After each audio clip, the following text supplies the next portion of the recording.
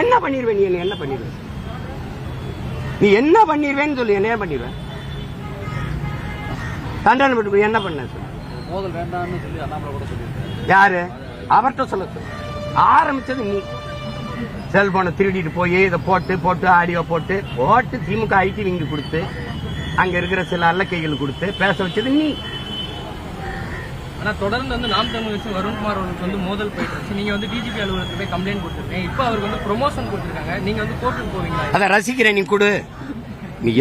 நீ வந்து உனக்கு நேரடியா மோதம் இல்ல. அவர் ஒரு காய் சட்டைகளுக்கு வச்சு இதை சீண்டி பாக்குற. நான் அதை கண்டுக்கிறாம போகணும்னு நினைக்கிறேன். உங்க மாதிரி ஆளுக திருப்பி அதை இழுத்து விடுறீங்க. எனக்கு அவர் ஒரு ஆளு.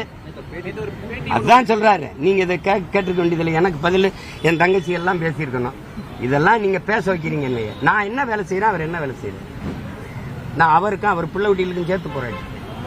அது தேவையில்லாம அவர் போயிட்டு இருக்காங்க. என்ன முடிவு கொண்டு வரணும்? அதான் சவால் விட்டில. அப்ப மோதிர வேண்டியதான்.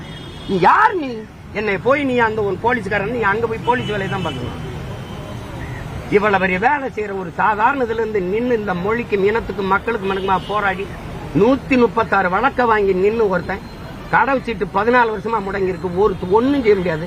எத்தனை அவமானம், ஏச்சு, பேச்சு எல்லாத்தையும் தாங்கிட்டு இந்த மக்களுக்காக நின்று போராடுற நீ வந்து Tamil fascist, Tamil chauvinist, separatist, பிரிவினைவாதின்னு பேசு. போலீஸ்காரன் வேலையாது. எப்படி நீ பேச்சு கொடுக்குற? நீ ஒரு டிஜி வந்து அரசியல் கட்சி தலைவர் மாதிரி நீ திமுக மாவட்ட செயலாளரோட என்னை தம்பி அன்பில் மகேஷோ ஐயா நேரோட என்னை பத்தி பேச மாட்டாங்க. நீ உட்காந்து அவர் வந்துங்க அவர் எதுன்னு அதுக்கு பேசாம நீ மாவட்ட செயலாளர் பதவி வாங்கிட்டு கட்சியில் பின்னின்ற வேண்டியதானே. எதுக்கு இவ்வளவு பேருக்கு நீங்க பேசுங்க? என்னைய அவரையும் முன்னாடி நிறுத்துறீங்க.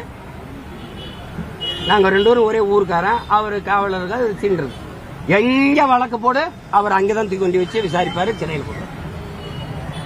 அவர் பேசினதெல்லாம் உங்களுக்கு சொன்னா இதுல சொல்ல முடியுமா? அவர் மோதுறதுன்னு ஆயிடுச்சு. அப்புறம் மோத வேண்டியதானே. தம்பி நீ ஆஃப்டர் போலீஸ் ட்ரைனிங். நான் யாருன்னு தெரியுமா? போராளி பயிற்சியான. நீ இந்த ஊருக்குள்ள ஒட்டு பேப்பா உலக வைப்ப. நான் உலகத்தை உலக வைப்ப தலைவனின் மகன். நீ சும்மா போட்டு இது பண்ணிட்டு இருக்காத. நீ போட்டு நீ என்ன வேணாலும் செஞ்சு பாரு. நீ செஞ்சு பாரு. மோதும் ஆயிடுச்சு. மோதும்.